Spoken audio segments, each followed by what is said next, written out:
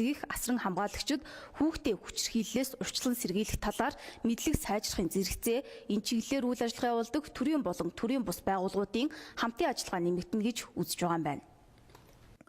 10 хүүхэд дутмын 8 нь ямар нэгэн хэлбэрийн хүчирхийлэл, 4 хүүхэд дутмын 3 нь сэтгэл санааны хүчирхийлэлд өртөж байна гэсэн харамсалтай тоо баримт байна. Өөрөөр хэлбэл хүүхдүүд ямар нэгэн байдлаар хүчирхийлэлд өртөж, сэтгэл санаа, бие махбодороо хохирсоор байгаа юм. Иймээс бага насны хүүхдийг хүчирхийллээс ангид байх орчинд дэмжих нь төслийг хэрэгжүүлж, хүүхдийн эрх хамгаалах чиглэлд ахиц гарна гэж судлаачид үзэж байна. Төсөл 5 дүүргийн 5 цэцэрлэг мөн Баян онгор, Дорнод, Архангай аймгийн цэцэрлэгүүдэд хэрэгжинэ. За бага насны хүүхдийг хүчирхийллээс хамгаалах асуудал бол өнөөдөр тулгымцсан асуудлын нэг байгаа.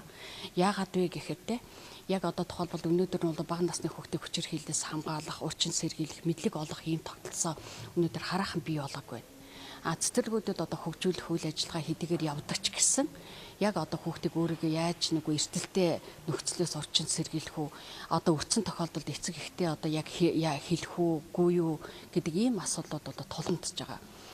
За өмнө нь бол ер нь бага насны хүүхдийн хүчирхийллээс ангид орчинд за тэр тусмаа огтыг одоо бэлгийн хүчирхийллээс одоо ангид орчинд байлгах тийм ээ анхны мэдэгдэхүүнийг олгох ер нь хүний биедээ одоо өөрийн биед одоо аюулгүй хүрэлт гэж юу юм бэ тийм ээ аюултай хүрэлт гэж юм бэ энээс хэрхэн яаж урьдчилан сэргийлэх юм бэ гэсэн энэ зорилгоор ерөнхийдөө жижигхэн 2 сая төгрөгийн төслийг 2014 онд 32 дугаар цэцэрлэг Сонгон хархан дүүргийн 156 дугаар цэцэрлэгт хөөрхөн зүрхний аян Монголын эмэгтэйчүүдийн сантай манай нийслэлийн боловсролын газар бол хамтран хэрэгжүүлээд энэ төсөл маань өөрөө их үр дүнтэй байна. Цаашид энэ чиглэлээр нэлээд олон ажлуудыг хийж хэрэгжүүлэх хэрэгтэй байна гэсэн зайлшгүй шаардлагын үүднээс манай төрийн бас байгууллагын бол нөгөө одоо олон төслүүдийг ийш нь одоо нөгөө гадаадын донор байгууллагууд руу явуулсны одоо эцэст төсөл маань одоо хэрэгжихээр болоод ингээд санхүүжилт аваад ажиллагаа эхэлж байна гэсэн. За энэ төслийн үр дүнг бид нэр юу гэж харж байгаа гэхээр яг одоо 3 жилийн дараа энэ төсөл маань бол яг энэ төсөл хэрэгжсэн энэ маань бол туршилтын төсөл байгаа.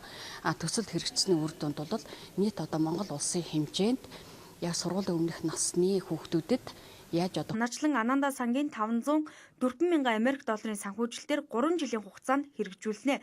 Төсөл хэрэгжснээр хүүхэд эцэг эх багш нарын мэдлэг мэдээлэл нэмэгдэж мөн хүүхдийн эрх хамгаалах чиглэлээр үйл ажиллагаа явуулдаг төрийн болон төрийн бус байгууллагуудын хамтын ажиллагаа нэмэгдэж хүүхдийг хүчирхийллээс урьдчилан сэргийлэх боломж нөхцөл бүрдэнэ гэж төслийн багийнхан үзэж байна.